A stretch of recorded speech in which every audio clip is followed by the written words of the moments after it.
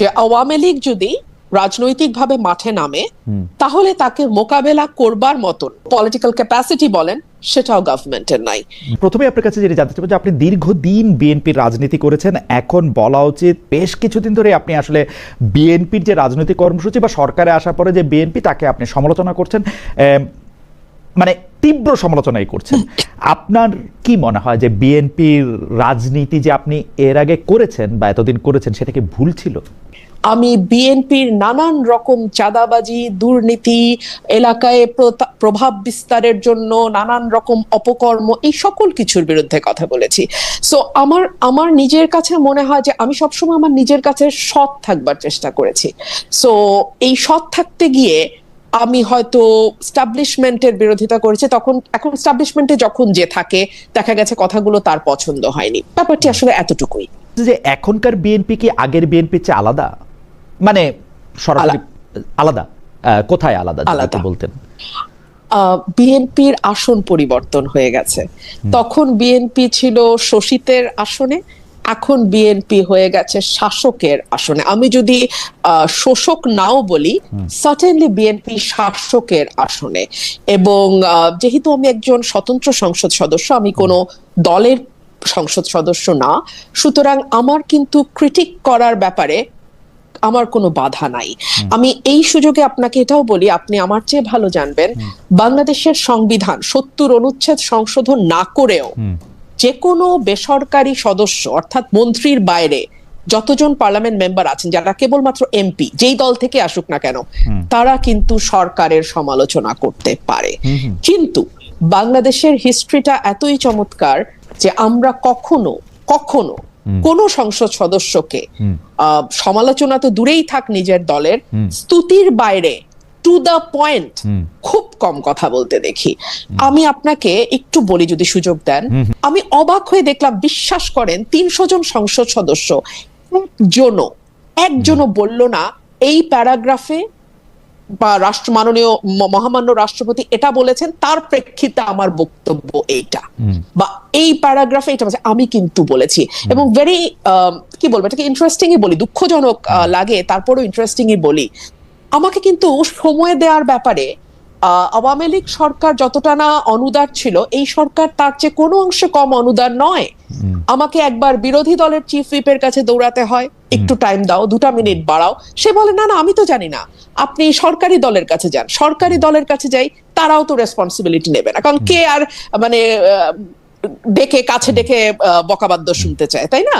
So আন্ডারস্ট্যান্ডেবলি তারাও চায় না যে আমি কথা বলি।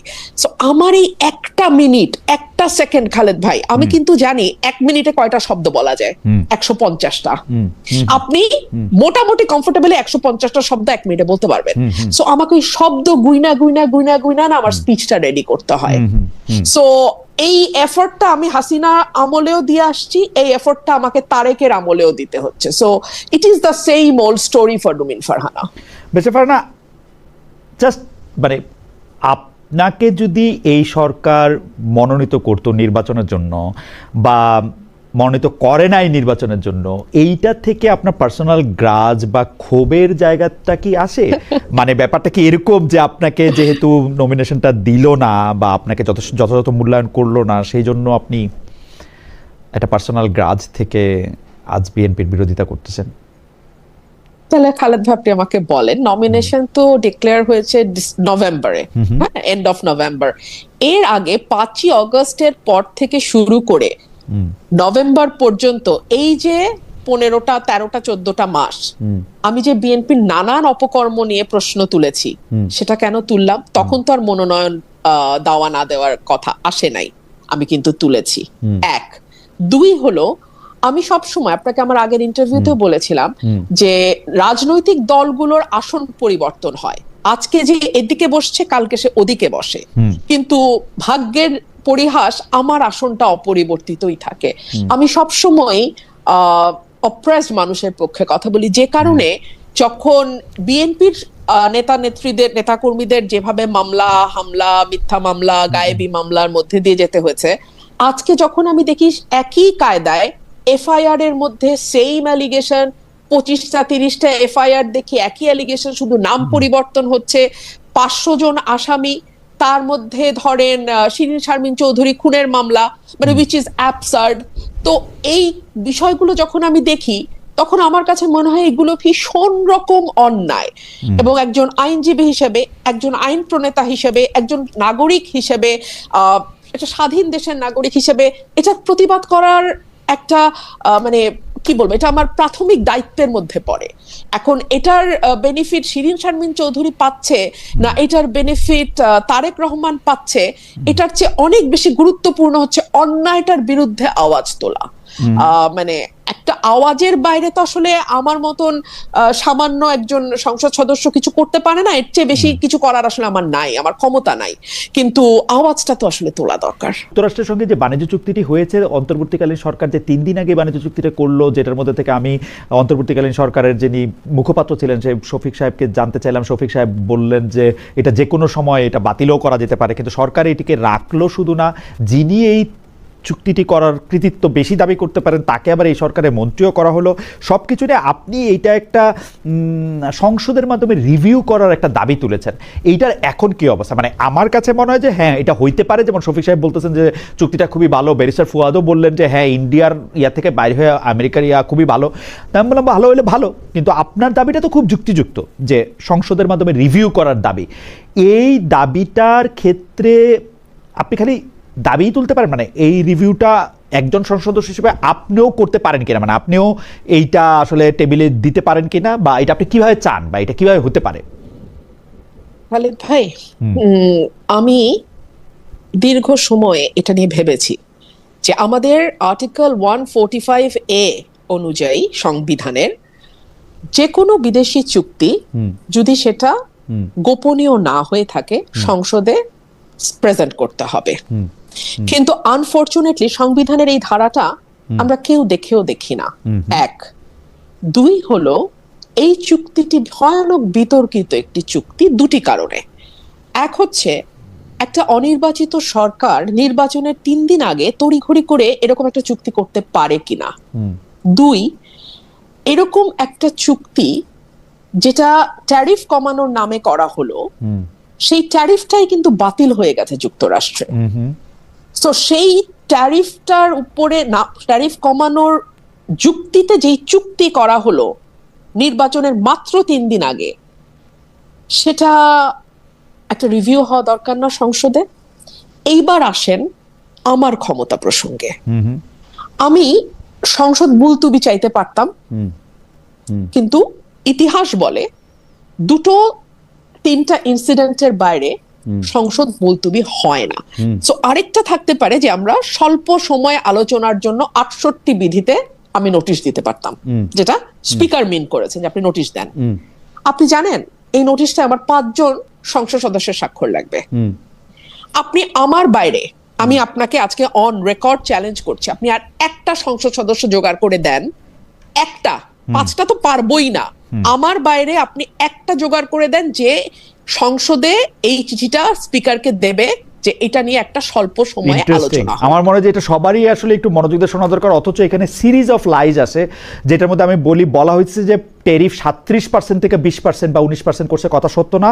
এর আগে চুক্তির আগেই সেটা 20% আইসা ছিল, এবং সেই 20% নিয়েও আসলে কোর্ট একটা অর্ডার দিয়ে রাখছিল, এটার মধ্যে কোনো টাইম বাউন্ড ছিল না, এবং এইটা মিথ্যার পর মিথ্যা বলা হয়েছে। এবং আমি আপনার কথা শুনে আমার কাছে মনে হলো যে এই সংসদে যদি আপনি ছাড়া আর একজন না থাকে যে এইটা আসলে স্পিকারের নোটিশে আনতে পারবেন, আমাদের মনে হয় এর চেয়ে বড় দুর্ভাগ্য আর কিছু হতে পারে না। মানে মার্কিন যুক্তরাষ্ট্রের সাথে এরকম একটা চুক্তি, যেই চুক্তিটার সাথে আসলে জামাতে ইসলামী এবং বিএনপি দুজনের সাথে আসলে কথা বলছে, মানে ভালো চুক্তি, তো ওনারা দুজন এটাকে ভালো বললেই পারে। আমি আপনাকে আরো খোলামেলা বলি, আমার কপালই হলো শত্রু তৈরি করার কপাল, বুঝছেন খালেদ ভাই? আমি আরেকটু শত্রু তৈরি করি। বিএনপি এটাকে আনবে না, আপনি তো বুঝতেই পারতেছেন। হ্যাঁ, কারণ আনবে না, কারণ যেটাও বিএনপি আনবে না, এটা তো বুঝতেই পারতেছেন। জামাতে ইসলাম পাগল হয়ে যেতেছে জুলাই সনদ নিয়ে। জুলাই সনদ বাস্তবায়ন করলে খুবই ভালো হবে।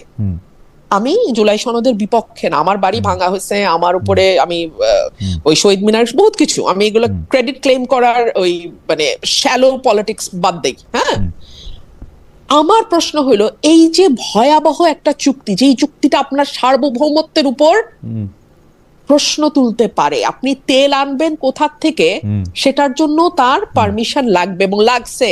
রাশিয়া থেকে পারে নাই তেল আনতে। আচ্ছা, আপনি মানে যুদ্ধ সরঞ্জাম, অস্ত্র, এগুলোর যুদ্ধ সরঞ্জাম কোথা থেকে কিনবেন, কম দামে কোথায় পাচ্ছেন, বা আপনি একটা কম্পিটিটিভ ভ্যালুতে যাবেন, এই সুযোগ আপনার নাই এই চুক্তি অনুযায়ী। আরো বহু সমস্যা আছে। আমরা কয়েক হাজার কোটি টাকার রাজস্ব বঞ্চিত হব, আর সেখানে আমেরিকা যেই ইয়েতে অল্প কয়েকটা, এবং এটা নিয়ে যখন আমরা প্রশ্ন তুলবো তখন বলা হবে যে ইন্ডিয়ান ন্যারেটিভ থেকে প্রশ্ন করা হচ্ছে, যে ভাই তাহলে সংসদে আলোচনা কর, তাহলে তো বুঝে যাবে। কইছেন না যে চলেন 350 টাকার আলু খাই এখন বৈশা বৈশা, এখন আমরা আমেরিকান আলু খাবো, ফাইন। আচ্ছা, এখন আপনি আমারে বলেন, জামাত কিন্তু আগে হাত ধুয়ে ফেলছে, আমরাই চুক্তিতে হ্যাঁ বলি নাই, তো বলো নাই তো তাইলে যে 1.5 মাস সংসদ চললো, একবারও তুললো না, তোমরা এইটা তুললা না কেন? সেনাপ্রধান সবসময়, আমাদের যিনি সেনাপ্রধান এখন আছেন, অন্তর্বর্তীকালীন সরকারের সময় ছিলেন, শেখ হাসিনার সময়ও তিনি ছিলেন, সেই সেনাপ্রধান সবসময় বলে এসেছিলেন যে নির্বাচিত সরকার এলে, মানে 5 আগস্টে ঘটনার পরে নির্বাচিত সরকার এলে সেনাবাহিনী ব্যারাকে ফিরে যাবে। এখনো যায়নি যে সেনাবাহিনী, এর কারণ কি বলে মনে হয়? অনেকে এই যুক্তি দিচ্ছে যে আর্মি ব্যারাকে ফিরলে নিষিদ্ধ আওয়ামী লীগ কঠোরভাবে মাঠে নামতে পারে, এই জায়গা থেকে সিদ্ধান্ত নেওয়া হচ্ছে না। আমরা একটু আপনার মন্তব্য শুনতে চাই যে সেনাবাহিনী এখনো ব্যারাকে ফিরে যায় নাই। এটা নির্বাচিত সরকারের ব্যর্থতা। নির্বাচিত সরকার আর্মিকে ব্যারাকে ফেরত পাঠাতে ব্যর্থ হয়েছে, 1। 2 হচ্ছে নির্বাচিত সরকার স্বীকার করে নিচ্ছে যে বাংলাদেশের আইন শৃঙ্খলা পরিস্থিতি ঠিক রাখা, মানে অ্যাটলিস্ট লিভেবল রাখা। বাংলাদেশের আইন শৃঙ্খলা পরিস্থিতি 5ই আগস্টের পর ঠিক বলাটা খুবই মানে ভুল হবে। হ্যাঁ, লিভেবল বাংলাদেশ রাখা, সেই ক্যাপাসিটি, সেই কম্পিটেন্স গভর্নমেন্টের নাই। 3 হচ্ছে এই সরকার একই সঙ্গে এই বার্তাও দিচ্ছে, বিরাট সাফল্য। সো সেখানে একটা নতুন গভর্নমেন্ট, বাংলাদেশে কোনো যুদ্ধ হয় নাই, নাম্বার 1। নাম্বার 2, বাংলাদেশ কোনো ওয়ার্স অবস্থায় এখন নাই, আগেও হয় নাই, এখনো নাই। এরকম অবস্থায় সেনাবাহিনী যারা, মানে আমার সবসময় আমাদের সেনাবাহিনী প্রধানকে মনে হয়েছে যে উনি যা বলছেন উনি সেটা মিন করছেন। উনি বলেছেন আমি টায়ার্ড, আমি ক্লান্ত হয়ে গেছি এই সিভিল দায়িত্ব পালন করতে করতে, that is not my job. He is absolutely right, that is not his job. কিন্তু তাকে এটা করতে হচ্ছে, তিনি সেখানে আছেন, সেখানে আছেন, এবং তাকে এটা করতে হচ্ছে নিশ্চয়ই। এই গভর্নমেন্ট তাকে সেই, মানে নিজেরাও সেই ভরসা পাচ্ছে না যে তারা আর্মিকে ছাড়া তারা ল অ্যান্ড অর্ডার কে ঠিক রাখতে পারবে। এবং আমাদের হোম মিনিস্টার ভেরি ইন্টারেস্টিংলি, ওনার সকল বিষয় বুৎপত্তি আছে, আলহামদুলিল্লাহ, মাশাআল্লাহ। মানে উনি সংবিধান নিয়ে যখন কথা বলেন তখন আমার মনে হয় যে মানে আমাদের মানে সংবিধানের বড় বড় যারা মানে মানে কি বলবো বিশেষজ্ঞ ছিলেন এবং আছেন এখনো, তারাও খুবই থতমত খেয়ে যাবেন। হ্যাঁ, উনি এত ভালো সংবিধান বোঝেন, জানেন। মানে উনি যদি একটু মাটিতে নেমে এসে, মানে সংবিধানের বইয়ের থেকে মাটিতে নেমে এসে আইন শৃঙ্খলাটার দিকে একটু তাকাইতেন, যদি মবের দিকে একটু নজর দিতেন, যদি ওনার দলের নেতা কর্মীদের চাঁদাবাজি এবং এলাকায় এলাকায় যে দখলদারিত্ব সেটার দিকে নজর দিতেন, কিংবা ধরুন এই যে হরে দরে কশ্যপ গোত্রের মতন মামলা হচ্ছে হরে দরে, হ্যাঁ, সেগুলোর দিকে একটু মানে নজরদারিটা বাড়াইতেন, তাহলে হয়তো মানে আর্মি ব্যারাকে ফিরে যেতে পারতো, তাহলে হয়তো বাংলাদেশের মানুষ আরেকটু পিসফুলি ঘুমাইতে পারতো, তাহলে হয়তো যারা কোনো দল করে না তারা আরেকটু বেশি নিরাপদ বোধ করতো। আমার কাছে এটাই মনে হয়। মব নিয়ে যখন কথা বললেন তখন আমার মনে আছে যে আপনার সঙ্গে ঢাকায় যখন আমার কথা হয়েছিল, সাক্ষাৎকার আপনি বলেছিলেন যে অন্তর্বর্তী আমি আপনাকে কোট করছি, অন্তর্বর্তী সরকারের কোনো অংশের ইন্ধনেই একটি শক্তি মাঠে ছিল যারা মবের মাধ্যমে অরাজক পরিস্থিতি তৈরি করত। গত 17 মাসে কয়টি মব ভাঙা হয়েছে, কয়টি মাজার ভাঙা হয়েছে, এই একসময় এগুলির হিসাব রাখা কঠিন হয়ে পড়েছিল। কিন্তু আমরা কিন্তু এই অন্তর্বর্তী সরকার চলে যাওয়ার পরও একই রকম ঘটনা দেখছি, একই রকম ঘটনা পাচ্ছে। আপনি ডক্টর ইউনূসের আমলে মবের পেছনে অন্তর্বর্তী সরকারের কোন অংশের ইন্ধনের কথা বলছিলেন, এখনকার ঘটনা এই সরকারের